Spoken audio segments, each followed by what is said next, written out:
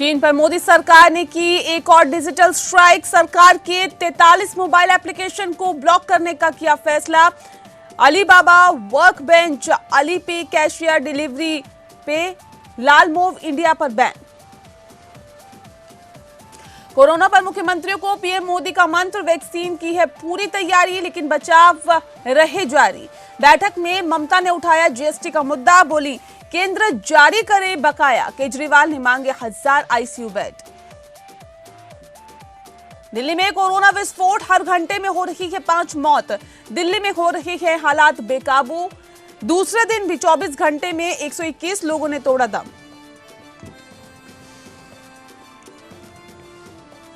महाराष्ट्र में फिर बड़ी सियासी हलचल। फडणवीस ने कहा इस बार सुबह सवेरे नहीं, समय पर होगा शपथ ग्रहण समारोह।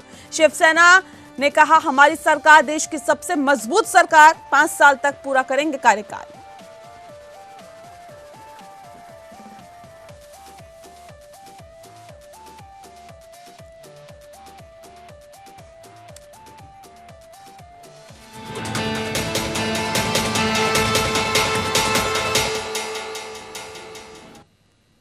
नमस्कार, लोकतंत्र में स्वागत है आपका और मैं हूं आपके साथ नेहा दुबे। लोकतंत्र में आज हम बात करेंगे कोरोना से लड़ाई की। हम बात करेंगे कोरोना को लेकर मुख्यमंत्रियों की बैठक की। कोरोना को लेकर प्रधानमंत्री नरेंद्र मोदी राज्य सरकार को लगातार संपर्क साध रहे हैं। मोदी राज्य सरकारों को कोरोना के बारे में विस्तार से जानकारियां भी साझा कर रहे हैं। बार बार कह रहे हैं कि जब तक दवाई नहीं तब तक ढिलाई नहीं। प्रधानमंत्री नरेंद्र मोदी ने चेताते हुए कहा कि राज्यों को सतर्कता बरतनी होगी। बैठक में मुख्यमंत्रियों ने अपनी समस्या के बारे में प्रधानमंत्री को अवगत कराया। दिल्ली के मुख्यमंत्री केजरीवाल ने केंद्र सरकार से 1000 आईसीयू बेड की मांग की है।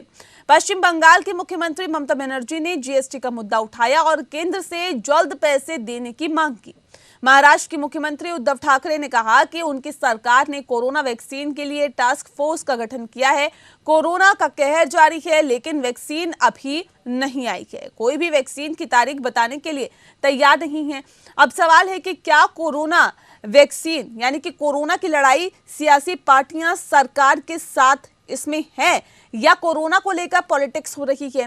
क्या कोरोना पर राज्यों में मतभेद हैं? इन सवालों का जवाब लेंगे, लेकिन उससे पहले आपको दिखाते हैं ये रिपोर्ट। पीएम मोदी नरेंद्र मोदी ने मंगलवार को मुख्यमंत्रियों के साथ वर्चुअल बैठक में कहा कि कोरोना वायरस संक्रमण से होने वाली मौतों और रिकवरी के मामले में भारत दूसरे देशों के मुकाबले बेहतर स्थिति में है। पीएम मोदी ने इसके लिए साझा प्रयासों को श्रेय दिया। पीएम मोदी ने अपने संबोधन में कहा कि हमारे पास अब पर्याप्त आंकड़ा है, ऐसे में तैयारी पूरी करनी होगी। पीएम ने कहा कि शुरुआत में कोरोना के प्रति लोगों में खौफ था, लेकिन अब कुछ लोग लापरवाही बरतने में लगे हैं। ऐसे में जागरूकता जरूरी है। पीएम ने कहा कि अब हम आपदा के गहरे समंदर से किनारे की ओर बढ़ रहे हैं। जिन देशों में कोरोना कम हो रहा था, वहां भी अब केस बढ़ने लगे हैं। ऐसे में हर किसी को अधिक सतर्क रहना होगा। आगे अब कोई बढ़े नहीं, इसकी चिंता जरूर करनी होगी, कोई नई गड़बड़ न हो। आपदा के गहरे समंदर से हम निकले हैं, ये हम मान के चले। इतना बड़ा देश, दुनिया मानती थी कि भारत तो नहीं संभल पाएगा। आपदा के गहरे समंदर से हम निकलकर हम किनारे की तरफ बढ़ रहे हैं। हम सभी के साथ वो पुरानी जो एक शेर शायरी चलती है, ऐसा न हो जाए कि हमारी किश्ती भी वहां डूबी जहां पानी कम था। कोरोना संकट पर पीएम ने कहा कि हमें पॉजिटिविटी रेट को 5% से कम पर ही रखना होगा। राज्य से आगे बढ़कर अब लोकल पर फोकस करना होगा। साथ ही टेस्टिंग में RT-PCR टेस्ट की संख्या बढ़नी चाहिए। घर में जो मरीज हैं उनका ध्यान रखना होगा। साथ ही मौत के आंकड़ों को 1% से नीचे ही रखने की कोशिश करनी होगी। पॉजिटिविटी रेट को 5% के दायरे में लाना ही होगा। और मैं मानता हूं छोटी छोटी इकाइयों पर कहिए कि भाई 1 क्यों बढ़ा, आधा क्यों बढ़ा, 2 क्यों बढ़ा। हम राज्य के स्केल पर चर्चा करने के बजाय अब जितनी लोकलाइज चर्चा करेंगे शायद हम एड्रेस जल्दी कर पाएंगे। दूसरा, हम सबने अनुभव किया है कि RT-PCR टेस्ट का अनुपात बढ़ना चाहिए। जो घरों में आइसोलेटेड मरीज हैं उनकी मॉनिटरिंग ज्यादा बेहतर तरीके से करनी होगी। वहीं वैक्सीन को लेकर पीएम मोदी ने कहा कि दुनिया में वैक्सीन को लेकर जहां भी अपडेट हो रहा है उस पर भारत सरकार नजर रखे हुए है। अभी ये तय नहीं है कि वैक्सीन की कितनी डोज होंगी, कीमत कितनी होगी। वैक्सीन पर दुनिया के साथ भारतीय डेवलपर्स के साथ हमारी टीम काम कर रही है। पीएम मोदी ने कहा कि भारत हर वैज्ञानिक तकनीक पर खरा उतरने के बाद ही वैक्सीन का इस्तेमाल करेगा। किसे पहले वैक्सीन दी जाएगी ये राज्यों के साथ बात करने पर ही तय होगा, लेकिन राज्यों को कोल्ड स्टोरेज पर काम शुरू करना होगा। अभी ये तय नहीं है कि वैक्सीन की 1 डोज होगी, 2 डोज होगी या 3 डोज होगी। ये भी तय नहीं है कि इसकी कीमत कितनी होगी, उसकी कीमत कितनी होगी, ये कैसे होगी। यानी अभी भी इन सारी चीजों के सवालों के जवाब हमारे पास नहीं है, क्योंकि जो इसके वाले हैं, दुनिया में जिस प्रकार के कॉरपोरेट वर्ल्ड भी है, उनका भी एक कंपटीशन है। दुनिया के देशों के भी अपने अपने डिप्लोमेटिक इंटरेस्ट होते हैं। WHO से भी हमें इंतजार करना पड़ता है। तो हमें ये इन चीजों को वैश्विक संदर्भ में ही आगे बढ़ना पड़ेगा। इस बैठक में दिल्ली के मुख्यमंत्री अरविंद केजरीवाल, महाराष्ट्र के मुख्यमंत्री उद्धव ठाकरे, केरल के मुख्यमंत्री पिनराई विजयन, पश्चिम बंगाल की मुख्यमंत्री ममता बनर्जी, छत्तीसगढ़ के मुख्यमंत्री भूपेश बघेल, हरियाणा के सीएम मनोहर लाल खट्टर, राजस्थान के सीएम अशोक गहलोत और हिमाचल प्रदेश के मुख्यमंत्री जयराम ठाकुर शामिल हुए। दरअसल देश में कोरोना के फिर से बढ़ रहे संक्रमण को लेकर अब पीएम मोदी ने कमान संभाल ली है और वे व्यक्तिगत स्तर पर इसकी निगरानी कर रहे हैं। मुख्यमंत्रियों के साथ यह बैठक इसी का नतीजा था। Bureau report. वहीं कोरोना के बढ़ते मामलों पर पीएम मोदी ने मैराथन बैठक की है। इस वर्चुअल बैठक में गृह मंत्री अमित शाह के साथ साथ कोरोना से सबसे ज्यादा प्रभावित 8 राज्यों के मुख्यमंत्रियों ने हिस्सा लिया। बैठक में प्रधानमंत्री नरेंद्र मोदी ने कोरोना की वर्तमान स्थिति की समीक्षा और वैक्सीन की रणनीति को लेकर मुख्यमंत्रियों के साथ चर्चा की, तो राज्यों के मुख्यमंत्रियों ने भी अपनी अपनी मांगे रखी। देश में संक्रमण के बढ़ते मामलों को देखते हुए केंद्र सरकार सतर्क हो गई है। प्रधानमंत्री नरेंद्र मोदी ने कोरोना की वर्तमान स्थिति की समीक्षा और वैक्सीन की रणनीति को लेकर मुख्यमंत्रियों और केंद्र शासित प्रदेशों के अन्य प्रतिनिधियों के साथ डिजिटल माध्यम से बैठक की। इस बैठक में गृह मंत्री अमित शाह के साथ साथ दिल्ली के मुख्यमंत्री अरविंद केजरीवाल, महाराष्ट्र के मुख्यमंत्री उद्धव ठाकरे, केरल के मुख्यमंत्री पिनराई विजयन, पश्चिम बंगाल की मुख्यमंत्री ममता बनर्जी, छत्तीसगढ़ के मुख्यमंत्री भूपेश बघेल, हरियाणा के सीएम मनोहर लाल खट्टर, राजस्थान के सीएम अशोक गहलोत और हिमाचल प्रदेश के मुख्यमंत्री जयराम ठाकुर शामिल हुए हैं। हालांकि कोरोना संकट पर हुई बैठक में पंजाब के मुख्यमंत्री कैप्टन अमरिंदर शामिल नहीं हुए। बैठक में केंद्रीय गृह मंत्री अमित शाह ने कहा, यूरोप और अमेरिका में एक बार फिर संक्रमण के मामले बढ़ रहे हैं, ऐसे में हमें भी सावधानी बरतनी चाहिए। शाह ने राज्यों से कहा कि वह सामाजिक दूरी और मास्क को अनिवार्य करने को लेकर जोर दें। वहीं बैठक में दिल्ली के मुख्यमंत्री अरविंद केजरीवाल ने अपनी बात रखते हुए कहा कि दिल्ली में 10 नवंबर को कोरोना के 8,600 नए मामले सामने आए। 10 नवंबर के बाद से राज्य में दैनिक मामलों में गिरावट हुई है। उन्होंने केंद्र सरकार के अस्पतालों में कोरोना के तीसरी लहर तक अतिरिक्त 1,000 आईसीयू बेड का आरक्षण मांगा। साथ ही दिल्ली में सीएम ने पीएम मोदी से प्रदूषण के मसले पर दखल देने की अपील की है। महाराष्ट्र के सीएम उद्धव ठाकरे ने पीएम नरेंद्र मोदी को सूचित किया कि वह सीरम इंस्टीट्यूट के अदार पूनावाला के साथ लगातार संपर्क में हैं और राज्य ने वैक्सीन के समय पर वितरण और टीकाकरण कार्यक्रम को सुनिश्चित करने के लिए एक टास्क फोर्स का गठन किया है। इसके अलावा राजस्थान के मुख्यमंत्री अशोक गहलोत ने बैठक में बताया कि राज्य में अब 100% RT-PCR टेस्ट हो रहे हैं। इसके अलावा अभी नाइट कर्फ्यू, मास्क और सोशल डिस्टेंसिंग जैसे मसलों पर भी एक्शन लिया जा रहा है। कोरोना संकट पर प्रधानमंत्री नरेंद्र मोदी की अगुवाई में हुई बैठक में पश्चिम बंगाल की मुख्यमंत्री ममता बनर्जी ने GST बकाये का मुद्दा उठाया। ममता बनर्जी ने प्रधानमंत्री से मांग की है कि केंद्र सरकार को राज्यों का GST बकाये का पैसा जारी करना चाहिए। Bureau report. जी हाँ, तो लोकतंत्र में दरअसल आज बात होगी कोरोना की, बात होगी कोरोना को लेकर। कोरोना के मद्देनजर हुई एक बैठक में प्रधानमंत्री की नेतृत्व में ये बैठक हुई। तमाम मुख्यमंत्री इस बैठक में शामिल हुए। सभी मुख्यमंत्री ने अपनी अपनी ये कहा जा सकता है कि समस्याओं का समाधान के लिए और समस्याओं से प्रधानमंत्री को अवगत कराया। गृह मंत्री अमित शाह की मौजूदगी भी इस बैठक में थी।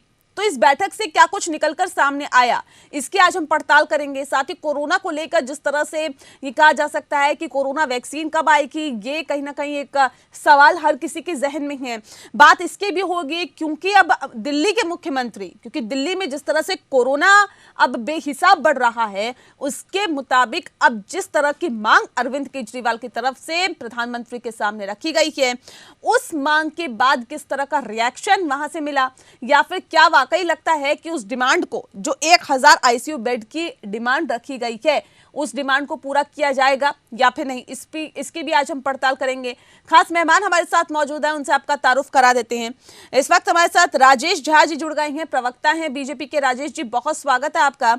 सैफ खान जी हमारे साथ जुड़ गए हैं, कांग्रेस के प्रवक्ता हैं। सैफ जी, आपका भी बहुत स्वागत है। और राहुल भार्गव जी हमारे साथ जुड़ गए हैं, कैंसर विशेषज्ञ है। डॉक्टर राहुल, आपका भी बहुत स्वागत है। इस खास कार्यक्रम की हम शुरुआत करते हैं राजेश झा जी आपके साथ ही। राजेश झा जी, सवाल इस बात को लेकर है, प्रधानमंत्री एक बैठक बुलाते हैं, बैठक में 8 राज्यों के मुख्यमंत्री शामिल होते हैं। सभी मुख्यमंत्री अपनी अपनी समस्याओं से प्रधानमंत्री को अवगत कराते हैं सर, लेकिन सबसे अहम जो चीजें निकल के सामने आ रही है इस वक्त कोरोना को लेकर है। कोरोना के मद्देनजर जहां केंद्र की तरफ से कुछ भी गाइडलाइन जारी की जाती है, तमाम राज्यों के मुख्यमंत्री उसको नकार देते हैं। ये जो राजनीति हो रही है, क्या वाकई ये सही दिशा में जा रही है? कोरोना पर राजनीति करना क्या सही है? देखिए नेहा जी, ये बात आपने बहुत ही सही मुद्दा उठाया है कि देश में आज जो स्थिति है बहुत ही चिंतित हो रहा था कोरोना, और फिर पिछले 1 महीने से जो समय बीत रहा है, कई राज्यों में कोरोना के बहुत सारे केसेस देखने के लिए आ रहे हैं। खास करके दिल्ली में जो स्थिति है वो बहुत ही विस्फोटक स्थिति में पहुंच गया है और 7 से 8,000 केसेज आ रहे हैं। 100 से 120 लोगों के औसतन मृत्यु, हर घंटे में 4-5 लोगों की मृत्यु हो रही है। इस सवाल पे कभी भी राजनीति नहीं होना चाहिए। पार्टी कोई भी हो, सरकार कोई भी हो, देश की जनता सर्वप्रथम होना चाहिए। देश की जनता के लिए, उसको बचाव करने के लिए सरकार ने, प्रधानमंत्री जी ने, जब देश में 200 कोरोना केसेस पॉजिटिव आया था, उस समय से गंभीरता दिखाया, लॉकडाउन किया।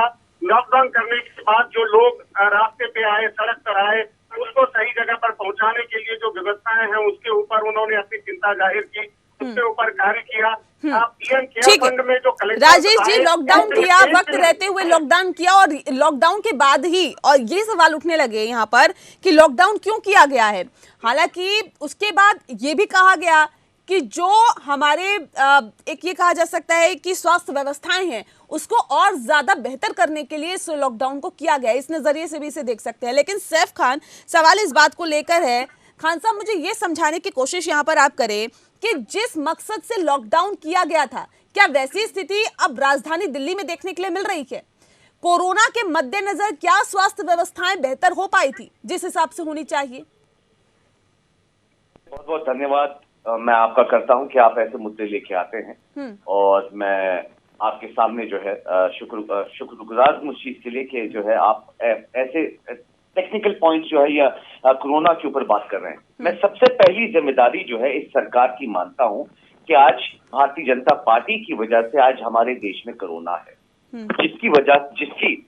जिसकी कुछ रीजन जो है मैं आपको बताना चाहूंगा कि 30 जनवरी को पहला केस जो है वो केरला में रजिस्टर हुआ था, और पहला केस रजिस्टर होने के बाद जो है राहुल गांधी जी का बयान आया। राहुल गांधी जी ने अवगत कराया, सब लोगों को बताया कि भाई जो है ये बहुत बड़ी पीड़ा एक जो है आने वाली है हमारे देश में। अगर कोई जल्दी स्टेप्स नहीं उठाए गए तो हमारे देश में बहुत बड़ा जो है बहुत बड़ा सैलाब जो है, एक तूफान जो है वो उठेगा, जो हमें आजकल जो है नजर आ रहा है। उसके बाद मैं आपको याद करवाता हूँ, उस वक्त क्योंकि सरकार जो है नमस्ते ट्रंप में बिजी थी, उस वक्त जो सब तैयारियां नमस्ते ट्रंप की चल रही थी, क्योंकि हम कोरोना वायरस की बात कर रहे हैं। ये एक ऐसी बीमारी है कि बिना फैलाए ये फैल नहीं सकती। जब तक बाहर से आप ये इंफेक्शन नहीं लेके आते, जब तक हमारे देश में इंफेक्शन नहीं फैलता। तो उस वक्त अगर अलग अलग क्वारंटीन सेंटर्स अलग अलग बना दिए सर, जाते उस वक्त अगर क्या हो जाता, उसको छोड़ दीजिए। अब की स्थिति की सर मैं मुझसे बात आपको करिए। बात सैफ खान जी सवाल देखिए, सवाल क्या है, अगर हम पहले की बात में जाएंगे तो बहुत सारी बातें निकलेगी सर, क्योंकि कांग्रेस के भी कई मुख्यमंत्री ऐसे थे जिन्होंने लॉकडाउन को बढ़ाने की बात कही थी, ठीक है। तो लेकिन सवाल इस बात को यहाँ पर लेकर है, सैफ खान जी मुझे ये समझाने की कोशिश करें, लॉकडाउन का जो मकसद था, क्या वो मकसद राज्य सरकारों ने पूरा किया क्या? देखिए, लॉकडाउन के मकसद, आपने मेरी बात जो है बीच में ही रोक दी। मैं आपको सबसे पहले तो ये महत्वपूर्ण, जो आज जो हमारे देश में 9.18 मिलियन केसेस बढ़ चुके हैं, 1,34,218 डेथ हो चुकी हैं, लोग जो है अपनी जान जो है गंवा चुके हैं।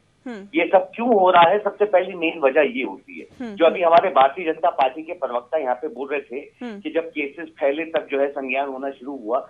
जब 30 तारीख को राहुल गांधी जी ने पहला केस पे इन्फॉर्म कर दिया था, बता दिया था, तब ये सरकार जो है सो रही थी। फिर 13 मार्च को मिनिस्ट्री ऑफ हेल्थ ने ये कहा, हमारे देश की हेल्थ की मिनिस्ट्री ने ये कहा 13 मार्च को कि कोरोना वायरस से तो डरने की जरूरत ही नहीं है, कोरोना वायरस जानलेवा बीमारी ही नहीं है। ये 13 मार्च को हमारी मिनिस्ट्री ऑफ हेल्थ कहती है। उसके बाद 24 तारीख को जो है पहला लॉकडाउन लगा दिया जाता है।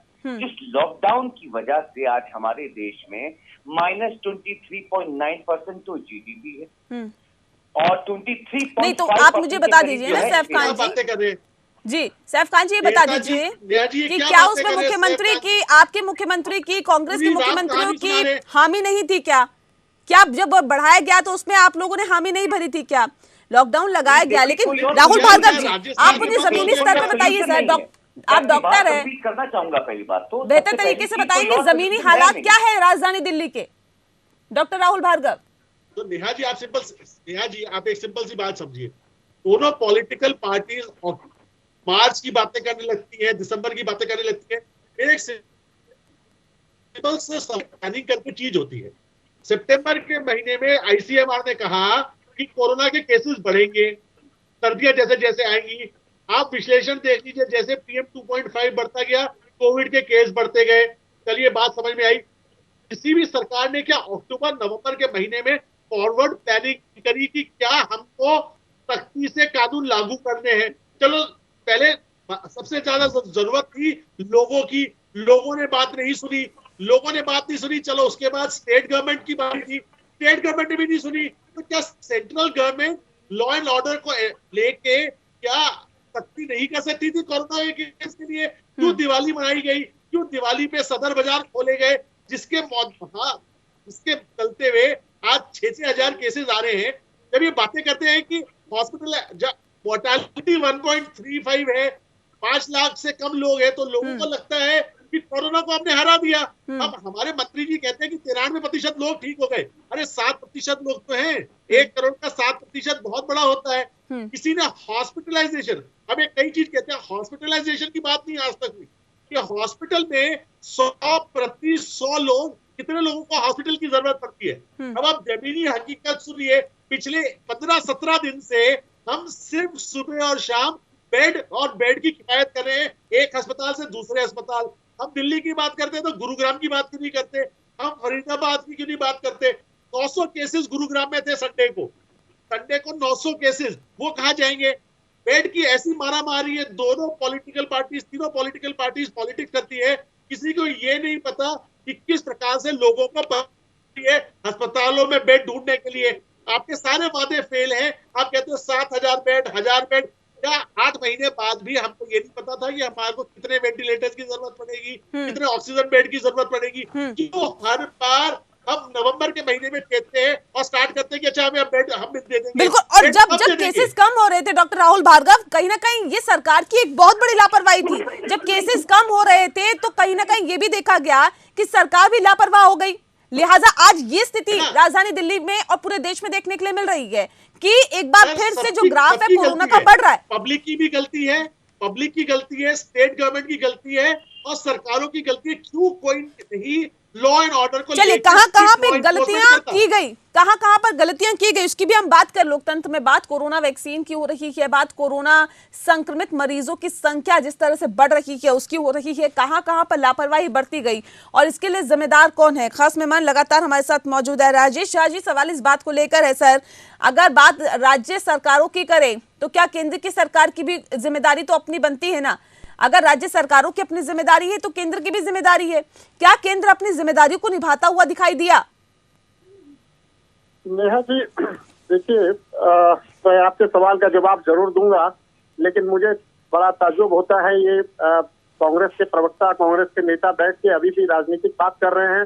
जरूरत है देश की जनता को प्राथमिकता देने के लिए, उनके लिए कार्य करने के लिए। ये बोलते हैं कि बीजेपी के वजह से देश में कोरोना आया, 200 कंट्री में कोरोना का कहर देखा गया, इनको पता ही नहीं है। इनको एक राहुल गांधी दिखाई देता है, उनको पता ही नहीं है, पता नहीं वो कोरोना समझते हैं या नहीं समझते हैं। पहली बात। दूसरी बात, आपने बोला कि जिम्मेवारी, जहां तक जिम्मेवारी की बात है, केंद्र सरकार ने लगातार 3 बार उस समय पर मार्च से लेकर जून जुलाई तक में 3 बार सारे मुख्यमंत्रियों के साथ बैठक किया और उनको जो भी सुविधा दी जा सकती थी, पीएम केयर फंड में जो भी कलेक्शन हुआ वो सारा उनको दिया गया। उसके अलावा भी सरकारी फंड से पैसे दिए गए, अलग अलग मुख्यमंत्री के साथ कोऑर्डिनेशन करने की पूरी कोशिश की गई और ये भी तय किया गया कि जो हॉस्पिटल्स में सुविधाएं दिया जा सकता है वो सुविधा उनको दिया जाए। जो लोगों को, जो रास्ते में लोग थे जिनको, उनको घर तक कैसे पहुंचाया जाए, क्या ट्रेनें चलाई जा सकती है, क्या डिस्पेंसरी पे काम किया जा सकता है, क्वारंटाइन सेंटर्स तैयार किए गए। ये तमाम चीजें अपने सरकार अपने लेवल पे की और सरकार ने बड़ी ही विनम्रता के साथ कोशिश की। मुख्यमंत्री चाहे वो किसी भी पार्टी को, उस पर भेदभाव नहीं किया गया।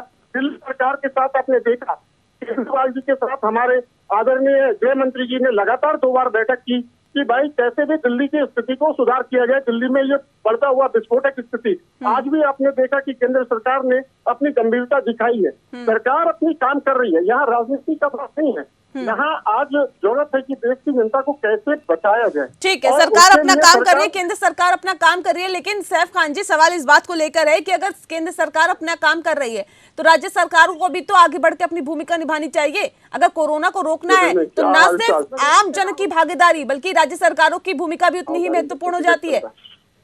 बिल्कुल हो जाती है, हर राज्य की जिम्मेदारी है इस वक्त, और बल्कि अब तो एक मजबूरी है कि आप जो है सैनिटाइजर और मास्क लगाएंगे। अब तो मजबूरी है कि हमारे देश में जो है लॉकडाउन जो है रहेगा और हमें ये सब मुश्किलें देखनी पड़ेंगी। अब तो मजबूरी है कि जो है हमने ये देखा कि माइग्रेंट जो हैं जिनको बसेस नहीं मुहैया कराई जाती है या वो नहीं कराई जाती है, जो एक्सीडेंट में मर जाते हैं। और भारतीय जनता पार्टी के जो ये प्रतिनिधि और ये प्रवक्ता हैं, जब मैं इनसे इनकी ही उसकी गवर्नमेंट की बात करता हूँ कि 13 मार्च को जो है मिनिस्ट्री ऑफ हेल्थ की रिपोर्ट लिखी जाती है कि डरने की जरूरत नहीं, तो उस वक्त कहाँ सो रहे थे? उस वक्त कहाँ सो रहे थे जब राहुल गांधी जी चिल्ला के कह रहे थे कि केस आ गया है यहाँ पे और उस वक्त कदम उठाने की जरूरत है। राहुल गांधी जी चिल्ला के कह रहे थे, सिर्फ कहने से क्या होता है सर? कहने से क्या होता है सर? आगे बढ़ के काम क्यों नहीं किया? अगर कोरोना के मद्देनजर क्या राहुल गांधी इतने कैपेबल नहीं थे उस वक्त कि वो माइग्रेट जो वर्कर है उनकी हेल्प कर सके? कोरोना के मद्देनजर जो लोग इससे सरवाइव कर रहे हैं उनकी मदद कर सके? क्या वो इतने कैपेबल नहीं थे क्या? देखिए, आपने सवाल पूछा कि राहुल गांधी जी ने मदद नहीं की है। इंडियन नेशनल कांग्रेस का एक फर्द सड़क के ऊपर खड़ा हुआ जो है वो अनाज बांट रहा, एक लोग जो है वो मदद कर रहे थे, हर जिले में मदद कर रहे थे, हर डिस्ट्रिक्ट में मदद कर रहे थे, जमीनों पे खड़े हुए जो थे।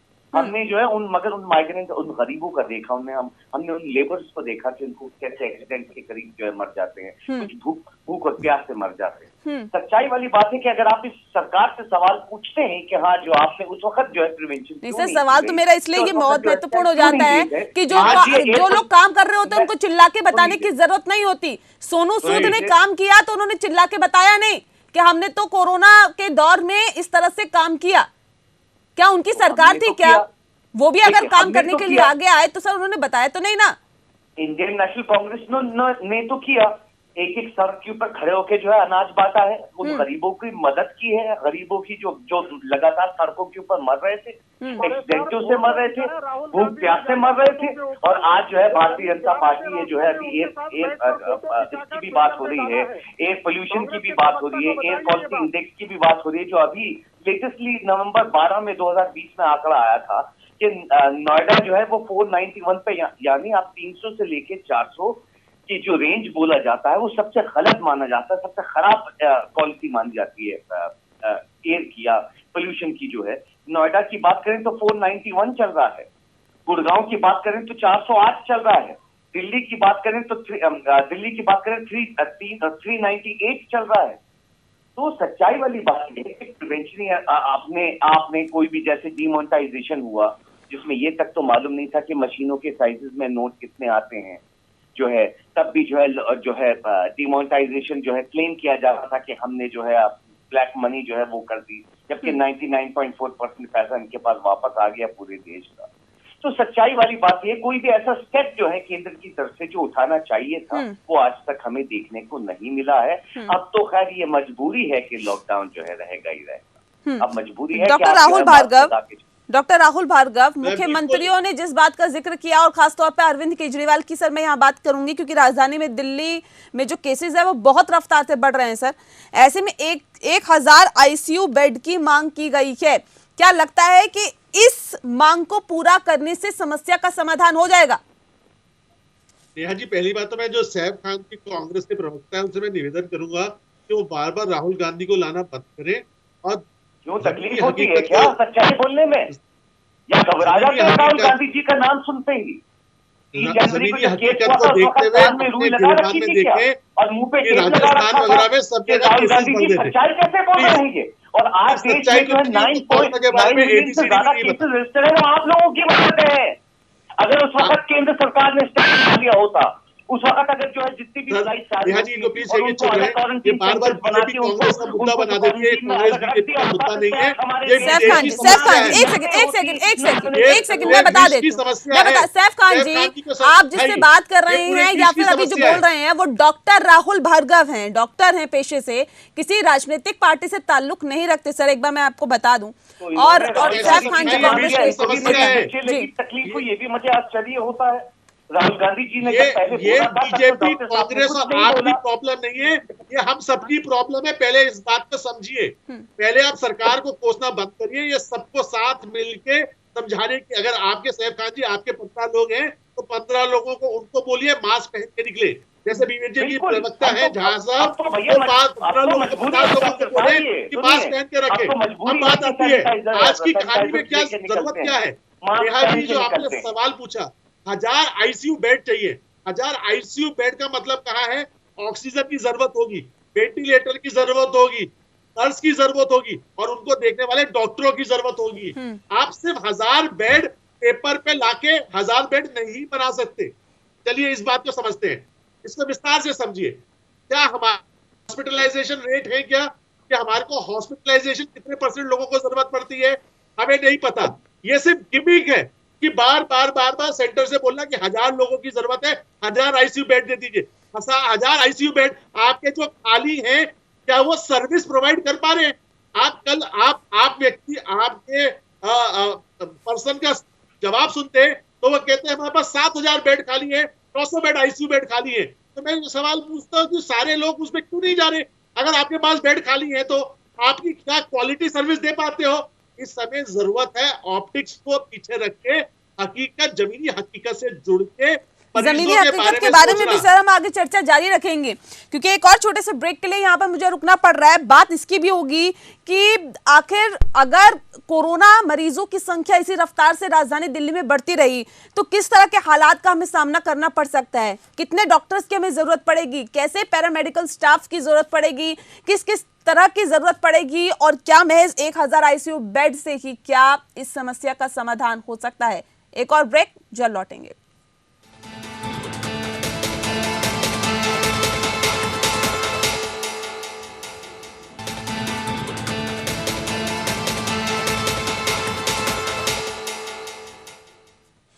चलिए चलिए ब्रेक के बाद स्वागत है आपका। आप देख रहे हैं लोकतंत्र में बात आज कोरोना संक्रमित मरीजों की हो रही है, क्योंकि लगातार कोरोना संक्रमित मरीजों की संख्या लगातार बढ़ती जा रही है, जो कि वाकई चिंता का सबब बनी हुई क्या। और ऐसे में जाहिर तौर पे कहा जा सकता है कि वैक्सीन का इंतजार अब सभी लोग कर रहे हैं, लेकिन राजेश झा जी, वैक्सीन कब आएगी, कैसे आएगी, उसको कैसे स्टोरेज किया जाएगा, ये वाकई कहीं ना कहीं बहुत सारे सवाल है जो लोगों के जहन में उठ रहे हैं।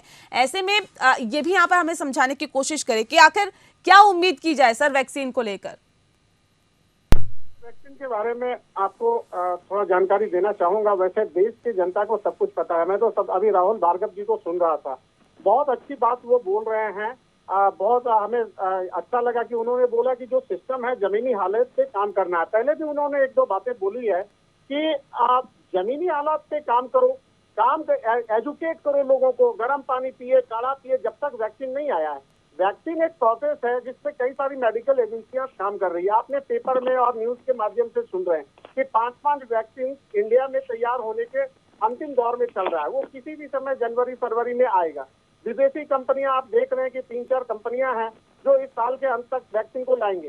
प्रधानमंत्री जी इसी के लिए तो आज टास्क फोर्स का गठन किए हैं कि वो वैक्सीन को विदेशी कंपनियों के साथ भी संपर्क में हैं। अपने जनता को, एक जनता को कैसे बचाया जाए, कैसे इस बीमारी और महामारी से कैसे उनको सुरक्षित किया जाए, उसके लिए हर प्रदेश के मुख्यमंत्री को बुलाते वहां पर कैसे सिस्टमैटिक तरीके से उसको ट्रांसपोर्ट किया जाए, उसको स्टोरेज किया जाए। स्टोरेज करने के लिए जो वो -40 डिग्री से -60 या 70 डिग्री का जो जरूरत है, फ्रीजर का जरूरत है, उसकी तैयारी करने के लिए इन तमाम विषयों के ऊपर आज सारा बातचीत किया गया। केवल चैनल पे बैठ के और हम राजनीतिक बात करें तो इससे समस्या का समाधान नहीं। बिल्कुल, राजनीति से ऊपर उठ के सर इस पूरे विषय को सोचने की जरूरत है, क्योंकि इससे सिर्फ ना सिर्फ बीजेपी के नेता प्रभावित हो रहे हैं सर, कांग्रेस के नेताओं को भी कोरोना हो रहा है और इस बात को समझने की जरूरत है कि कोई राजनीतिक मुद्दा नहीं है। आज डिस्कशन हम लोग कर रहे हैं, बीजेपी और कांग्रेस का डिस्कशन नहीं कर रहे हैं। बिल्कुल, बहुत अच्छा लगा। हमारे राहुल भार्गव जी ने बहुत अच्छा बात बोला है कि बार बार राहुल गांधी का नाम नहीं लीजिए, वो इंटरनेशनल नमूना है, उनका नाम लेके अपना समय मत खराब करिए।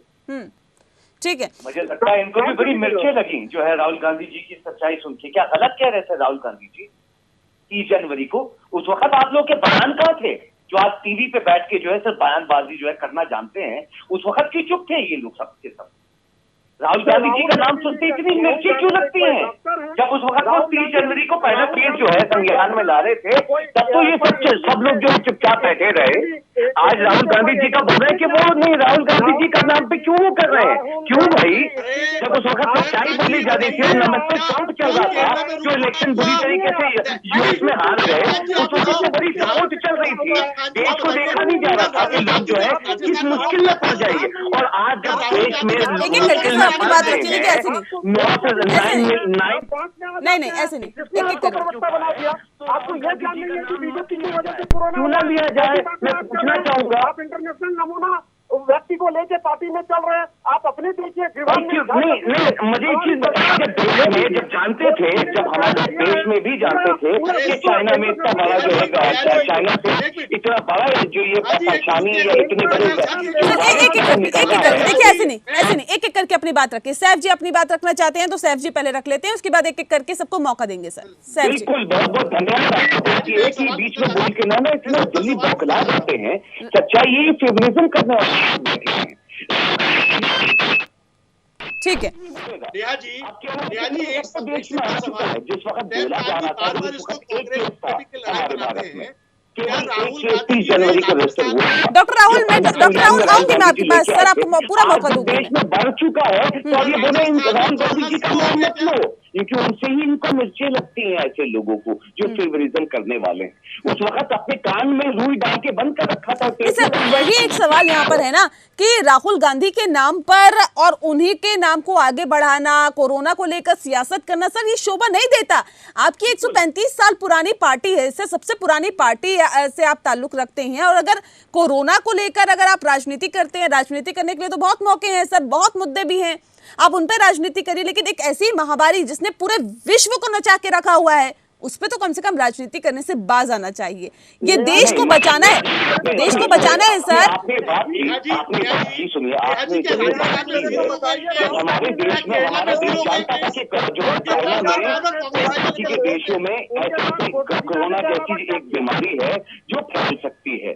उस वक्त जिम्मेदारी किसकी बनती थी? सरकार की, केंद्र सरकार की। केंद्र सरकार उस वक्त क्या कर रही थी? आज जो है 9.18 मिलियन केसेस।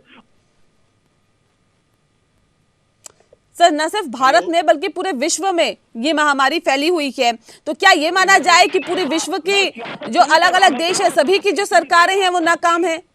नहीं ना। ये तो अगर वैश्विक महामारी फैली है तो इसके समाधान की तरफ हमें आगे बढ़ना चाहिए ना सर, और इसमें एकजुटता के साथ हमें आगे बढ़ना चाहिए। डॉक्टर राहुल भार्गव, देखिए हम राजनीति से परे हट के बात करेंगे सर, हमें तो समस्या के समाधान की तरफ आगे बढ़ना है। मुख्यमंत्रियों के साथ प्रधानमंत्री की बैठक हुई नहीं, इसमें राजनीति नहीं। जो है बिल्कुल वाकिफ हूं कि हमारे पास कोई और चारा नहीं है आगे बढ़ने के अलावा। हाँ, कितने क्वारंटीन सेंटर्स हैं, कितनी मेडिकल फैसिलिटीज जो है गवर्नमेंट प्रोवाइड कर रही है और कितना उसके ऊपर मॉनिटर कर रही है। सर मैं सैफ खान जी, क्योंकि मैं बार बार इस बात को कह रही हूँ कि आप राजनीति से ऊपर उठ के बात करिए। अब मुझे अगर आप राजनीति की मुद्दा बना रहे हैं तो मुझे सर ये भी बता दीजिए, जहां जहां पर कांग्रेस की सरकारें हैं वहां पर कोरोना को रोकथाम के लिए सर क्या किया गया, बताइए ना। क्वारंटीन सेंटर्स में सर क्या हाल है? राजस्थान के क्वारंटीन सेंटर में किस तरह के हालात है सर? राजस्थान से दिल्ली आ रहे हैं, जयपुर से अलवर से मरीज दिल्ली आ रहे हैं। अब तो महामारी फैल चुकी है ना पूरे देश में। नहीं, महामारी तो सर फैली हुई है, लेकिन उसको रोकने के लिए राज्य सरकारें कितनी सजग है वो मुझे बताइए कि कांग्रेस की सरकारें कितनी सजग है। अगर आप एक दूसरे पर दोषारोपण करेंगे तो ठीक नहीं है ना। मार्च को जो है ये मिनिस्ट्री ऑफ हेल्थ से निकाल के लेके आती है कि साहब जो है कोरोना से डरने की जरूरत नहीं। हमारे किसी राज्य में ऐसा नहीं हुआ है, मगर भारत सरकार की हेल्थ मिनिस्ट्री ने 13 मार्च को क्यों दिया कि कोरोना से डरने की जरूरत नहीं है? मैं ये जानना चाहता हूँ। भारतीय जनता पार्टी के प्रतिनिधि और प्रवक्ता यहाँ पे हैं, उनसे जरा ये पूछिएगा किस देश में हेल्थ मिनिस्ट्री ने ये कहा है कि आपको कोरोना से डरने की जरूरत नहीं है, जानलेवा बीमारी नहीं है? क्या कोई भी हेल्थ मिनिस्ट्री इतनी लापरवाह हो सकती है? या कितने लोग जो आप गलत कोट कर रहे हैं, आप गलत कोट कर रहे हैं। मिनिस्ट्री नहीं, चैनल पे आप गलत कोट कर रहे हैं। 13 मार्च का मैंने रिपोर्ट निकाला है, मिनिस्ट्री कहीं नहीं कहा कि जाने वाले नहीं। सर सैफ खान जी मैं आपको बता देती हूँ सर, मैं बताना चाहूँ सैफ खान जी को समझ में आना चाहिए कि उस समय तक चाइना और यूरोप में चीजें इवॉल्व हो रही थी। नहीं, सरकार की तरफ से हेल्थ मिनिस्टर की तरफ से या ये कहा जा सकता है हेल्थ मिनिस्ट्री की तरफ से लगातार इस बात को कहा जा रहा है। सर मैं भी क्लियर कर दूं, यहाँ पर लगातार इस बात को कहा जा रहा है कि आप कोरोना के साथ जीने की आदत डालिए। ये स्वास्थ्य मंत्री ने भी कहा है कि कोरोना कहीं नहीं जाने वाला, आपको कोरोना के साथ जीने की आदत डालनी होगी। लगातार ये बात डॉक्टर भी कह रहे हैं, लेकिन किसी भी बात को गलत तरीके से कोट करना सर वो ठीक नहीं है। लेकिन सवाल इस बात को लेकर भी है यहाँ पर। डॉक्टर राहुल मुझे ये समझाने की कोशिश करिए, क्योंकि सीरम इंस्टीट्यूट ऑफ इंडिया की CEO आधार पूनावाला का ये कहना है कि अप्रैल तक लोगों के पास कोरोना वैक्सीन पहुंचेगी। इस बात पर कितना विश्वास किया जा सकता है सर? नेहा जी देखिए, वैक्सीन के चीजों को लेकर 3 चीजें समझना जरूरी। हमारी 135 करोड़ की जनसंख्या है, जैसी तीनों वैक्सीन एस्ट्राजेनेका की, फाइजर की, मॉडर्ना की और हमारी खुद की वैक्सीन उतनी जो डॉक्टर रेड्डीज के साथ चल रही है, इनका फेज 3 ट्रायल पूरा होगा और रेगुलेटरी अप्रूवल्स मिलेंगे। उसके बाद एक पेंडोरास बॉक्स खुलेगा कि सबसे पहले वैक्सीन किसको लगे। सीरम इंस्टीट्यूट 50 मिलियन वैक्सीन है और वो देश के लिए उसमें से कुछ रखेगा और कुछ वो एक्सपोर्ट करेगा। आखिरी माइल तक पहुंचते हुए, आखिरी मरीज तक लगाते शायद हमें 2022 और 2023 तक की समय स्थिति तक पहुंचना पड़े। बट इंपॉर्टेंट इश्यू ये है कि जो फ्रंट लाइन वर्कर्स हैं, जैसे बात मिनिस्ट्री से बार बार बात आ रही है बात कि जो फ्रंट लाइन वर्कर्स हैं, जो डॉक्टर्स हैं, पुलिस वाले हैं, जो सुबह शाम लोगों के साथ इंटरैक्ट करते हैं, पहले वैक्सीन उनको लगेगी। इसके साथ ये भी बहुत जरूरी बात है कि क्या वैक्सीन का ट्रायल जो 6 महीने चला है, क्या वो 1 साल तक आपको प्रोटेक्शन देगा? क्या वैक्सीन आने के बाद हम मास्क को बाय बाय कह पाएंगे? ये बहुत अर्ली है। तो वैक्सीन भले ही आ जाए, पर आपके जो 3 कदम है, सोशल डिस्टेंसिंग, मास्क और हैंड हाइजीन, इसको नहीं भूलना। इसको नहीं भूलना। रिया जी, सबसे बड़ी जरूरी बात यह है, लेकिन सर अब जैसे एक महत्वपूर्ण सवाल इस बात को लेकर भी है, ये कितना चैलेंजिंग अब सरकार के लिए होने वाला है, क्योंकि ये भी कहा जा रहा है कि इस वैक्सीन को स्टोर करने के लिए भी अब सरकार के पास कई चुनौतियां होगी। अगर वैक्सीन मंगाई जाती है, उसको स्टोर करना, कितने टेम्परेचर में उस वैक्सीन को रखा जाएगा, ये भी सरकार के पास एक बड़ी चुनौती है। वैक्सीन है, चलिए आपको बता देते हैं, फाइजर की वैक्सीन के लिए -70 डिग्री के लिए -70 से -80 डिग्री के रेफ्रिजरेटर चाहिए होते हैं। एस्ट्राजेनेका की और स्पुतनिक की जो वैक्सीन है वो 2 से 4 डिग्री पे नॉर्मल वैक्सीन की तरह स्टोर की जा सकती है। इसकी कितनी बड़ी एफिकेसी होगी ये डिसाइड होगा कि कितनी बल्क में कौन सी वैक्सीन खरीदी जाए। एक वैक्सीन से काम नहीं चलेगा, दोनों का मिला जुला मिला के दी जाएगी कि किसको पहले दी जाए, किसको बाद में दी जाए। दूसरी चीज है उसकी कॉस्ट। जैसे मॉडर्ना ने बिल्कुल साफ कर दिया यूरोपियन यूनियन से वार्तालाप में कि $25 से $37 प्रति वैक्सीन पड़ेगी, जिसके लिए 2 डोज की आवश्यकता पड़ेगी। तो आप सोचिए फैमिली ऑफ 5 के लिए कितना बड़ा ये एक इकोनॉमिक बर्डन होगा, गरीब आदमी के लिए कितना बड़ा इकोनॉमिक बर्डन होगा। $25 का मतलब आप समझिए 1400 रुपए से 1500 रुपए तक की एक वैक्सीन पड़ेगी। तो आगे आने वाला समय में यही सरकार डिसीजन लेगी कि कौन सी वैक्सीन कहां तक पहुंचाई जाए, कौन सी vaccine town B, town tier 3 चलिए, वैक्सीन को लेकर वाकई लगातार काम हो रहा है, सरकार भी बहुत सजगता के साथ इसमें आगे बढ़ रही है। वाकई देखने वाली बात होगी कि कब तक ये वैक्सीन आती है। लोकतंत्र में बात कोरोना की हो रही है। कोरोना संक्रमित मरीजों की संख्या लगातार अब बढ़ती जा रही है और जाहिर तौर पे ये बढ़ती हुई जो संख्या है वो सरकार की माथे पर चिंता को और ज्यादा बढ़ा रही है। खास मेहमान लगातार हमारे साथ मौजूद है। राजेश झा जी, सवाल इस बात को लेकर है, जिस बात का जिक्र अभी हम लगातार कर रहे हैं कि कोरोना वैक्सीन आने का इंतजार तो सब पूरा देश कर रहा है, लेकिन कोरोना वैक्सीन को स्टोरेज कैसे किया जाएगा? कुछ वैक्सीन ऐसे हैं जिसे -75 टेम्परेचर चाहिए, तो कुछ को 2 से 4 डिग्री टेम्परेचर में भी रखा जा सकता है। तो ऐसे में जाहिर तौर पे एक बड़ी समस्या और बड़ी चुनौती सरकार के सामने है। क्या इस चुनौती का सामना करने के लिए सरकार पूरी तरह से तैयार है? अगर हाँ, तो किस तरह की तैयारियां चल रही हैं सर? देखिए नेहा जी, सरकार पूर्ण रूप से सारी चुनौतियों को स्वीकार करने के लिए तैयार है। सरकार जिस समय से कोरोना का पहला केसेस भारत में आया, उस समय से सरकार ने सजगता के साथ काम किया और आपने देखा कि जिस तरह से अमेरिका और यूरोपीय देशों का हालात हुआ, भारत उससे बहुत ही संदिग्ध स्थिति में। ये अलग बात है कि अभी कुछ दिनों से, कुछ महीनों से स्थिति कई राज्यों में गंभीर बने हुए हैं। क्योंकि सर्दी का मौसम है, पर्व त्योहार रहा, अनलॉक कर दिया गया, उसके वजह से लोग बाहर आए और इसका नतीजा ये हुआ कि कोरोना के केसेस बढ़े। सरकार ने इसकी गंभीरता को ध्यान में रखते हुए सभी मुख्यमंत्री का एक मीटिंग कॉल किया, जो कि पहले भी 3 मीटिंग ले चुके हैं। इसमें इसी बात का निर्धारण किया गया है कि एक टास्क फोर्स बनाया जाए, कमेटियां बना रही है सरकार। ये कोशिश कर रही है कि सबसे पहले जो हमारे कोरोना वॉरियर्स हैं, जो डॉक्टर्स हैं, जो पुलिस वाले हैं, जिस तरह से उन लोगों ने सेवाएं दी, उन तक कैसे पहुंचाया जाए। इसका स्टोरेज के लिए वो -70 डिग्री या 2 डिग्री से 4 डिग्री किस तरह से उसको क्या क्या जरूरत है, वो तमाम चीजों के ऊपर सरकार ने पूरी टीम बना दी है। और मैं आश्वस्त करता हूं, जितनी जल्दी, चाहे वो विदेशों का टीका हो या देश का टीका, जितनी जल्दी टीका हमारे हाथ आएगा, एक एक आदमी तक पहुंचाने के लिए हमारे डॉक्टर साहब ने जो बोला कि 2022 से 2023 तक जाएगा, ये निश्चित रूप से। लेकिन इमरजेंसी सिचुएशन से जो हॉस्पिटल्स के नीड है, जो कोरोना वॉरियर्स हैं, जो लोग बीमार हैं, बच्चे हैं, बूढ़े हैं, उन तमाम विषयों के ऊपर चर्चा कर सरकार ने अपना नीति निर्धारण किया है। और मैं आपके चैनल से, एशियन चैनल के माध्यम से नेहा जी आपको आश्वस्त करता हूं, किसी बात का चिंता करने का काम नहीं है। 1,05,000 करोड़ की बजट भी तैयार की जा रही है ताकि हर व्यक्ति को इस महामारी से निकाला जा सके। ठीक है सैफ खान जी, सवाल इस बात को लेकर, देखिए सर, कोरोना वैक्सीन का इंतजार तो पूरा देश कर रहा है और जाहिर तौर पे करना भी चाहिए, क्योंकि इस वैश्विक महामारी ने सभी को नचा कर रखा हुआ है, सभी को परेशान किया हुआ है। लेकिन सर, लोगों को अपनी जिम्मेदारी समझनी चाहिए। लेकिन क्या राज्य सरकारों को भी कुछ और ज्यादा सख्ती बरतने की जरूरत है, जिससे कि कम से कम लोग मास्क लगा के रखे और जो गाइडलाइंस जारी की गई है उसका कम से कम पालन किया जा सके? जितना अपने हैंड में है, कम से कम उतना तो हम कोरोना को अपने आप से दूर रख सकते हैं। लिहाजा क्या अब राज्य सरकारों को और ज्यादा सतर्कता, सख्ती अब बरतने की जरूरत है क्या?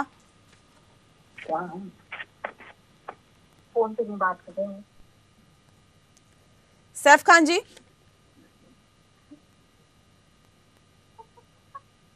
सैफ जी, आवाज मिल पा रही है आपको?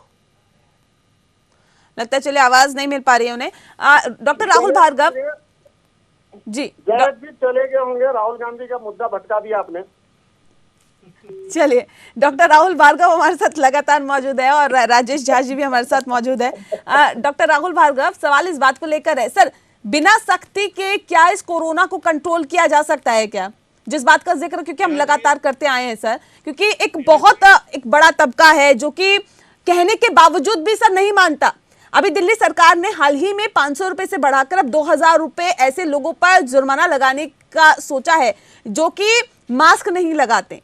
तो ऐसे में क्या ये सख्ती सही है और क्या इस सख्ती के साथ ही कोरोना को कंट्रोल करने में मदद मिलेगी क्या? आपने बिल्कुल सही बात कही है। मैं बार बार लोगों को यही कहता हूं कि सख्ती से ही देश चल सकता है। कुछ लेवल तक सख्ती करना आवश्यक है और शायद सीमित रूप से लॉकडाउन करना भी इसमें अनिवार्य है। मैं उसका रीजन बताता हूं कि जो लाइवलीहुड है वो वैसे भी नहीं चल पा रही, क्योंकि बहुत सारे लोग कोरोना से ग्रसित होने के बाद अब मॉल वगैरह में जाना बंद हो। इसके साथ एक बहुत बड़ी समस्या और भी है कि अस्पतालों में बेड ना होने के कारण डॉक्टर और नर्सेस थकती जा रही है। मैं बार बार इसी बात से कह रहा हूँ कि आप लाइवलीहुड की बातें तो कर रहे हैं और जो डॉक्टर्स और नर्सेस जो थकती जा रही है उनका क्या आलम हो रहा है, ये भी आप इस बात को भी समझिए। तो इसलिए सख्ती करना नेहा जी बहुत ज्यादा जरूरी है और उसमें कुछ हद तक उत्तर प्रदेश बहुत सक्सेसफुल रहा है, क्योंकि जिस सख्ती से योगी आदित्यनाथ जी ने सरकार चलाई है, लोगों में एक थोड़ा सा डर है कि नियम को नहीं पालन किया तो उनको उसकी जुर्माना देने की आवश्यकता। लेकिन सर राजधानी दिल्ली की अगर हम बात करें सर, जिस तरह से कोरोना के केसेस बढ़ रहे हैं डॉक्टर राहुल भार्गव, पहले हमने देखा कि अगर कोरोना के केसेस किसी घर में निकलते थे उसके घर के सामने पोस्टर चस्पा कर दिया जाता था, उस पर बाकायदा लिखा होता था कि इतने केसेस यहाँ पर निकले हैं। जो एक आशा वर्कर है वो जाती थी वहां पर दवाइयां देती थी, उसके घर के बाकी लोगों का चेकअप होता था। क्या इन तमाम चीजों को अब फॉलो किया जा रहा है क्या सर? अब तो कोरोना केसेस अगर किसी घर में निकल रहे हैं तो पड़ोसियों को नहीं पता हो रहा था कि यहाँ पर कोरोना के कोई केसेस निकले हैं। किसी भी तरह का कोई एहतियात राजधानी दिल्ली में नहीं बरता जा रहा। तो क्या इस तरह की जो चीजें हो रही है, क्या ये कोरोना को और ज्यादा बढ़ाने में कहीं ना कहीं मददगार नहीं साबित होगी? नेहा जी, जो हमारे बेसिक प्रिंसिपल थे टेस्टिंग, ट्रैकिंग और आइसोलेशन, वो शायद नवंबर के महीने में छूमंतर हो गए, क्योंकि हमें लगा कि हमने कोरोना को हरा दिया है। हमने कोरोना को हराया नहीं था, हमने सिर्फ दबाया था। जैसे ही हमने ढिलाई दी, कोरोना ने अपने फंद दोबारा उठा ली। तो आज भी जरूरत उन्हीं प्रिंसिपल की है जो हम इतने दिनों से हमने सिखाया है, टेस्टिंग करें, ट्रेसिंग करें, ट्रैकिंग करें और आइसोलेट करें। इससे ज्यादा इंपॉर्टेंट सबसे ज्यादा चीज ये है कि जो रैपिड एंटीजन टेस्ट है नेहा जी, ये एक फॉल्स अलार्म की तरह है। ये फॉल्स हमारे को खुशी देता है, क्योंकि उसके सिर्फ 30%, 100 में से सिर्फ 30% लोगों में पॉजिटिव आता है। तो जो नेगेटिव हुआ उसको लगता है मुझे कोरोना नहीं है, जबकि वो कोरोना हो सकता है, वो एसिम्प्टोमेटिक हो सकता है। तो अब जरूरत वापस से पीसीआर टेस्ट को बढ़ाने की। सर ये रैपिड टेस्ट की आपने बात की है डॉक्टर राहुल, इस रैपिड टेस्ट पे कितना भरोसा किया जा सकता है? क्या सिर्फ सर्दी जुकाम होने पर ही ये पॉजिटिव दिखा देता है या वाकई कोरोना के लक्षण होते हैं?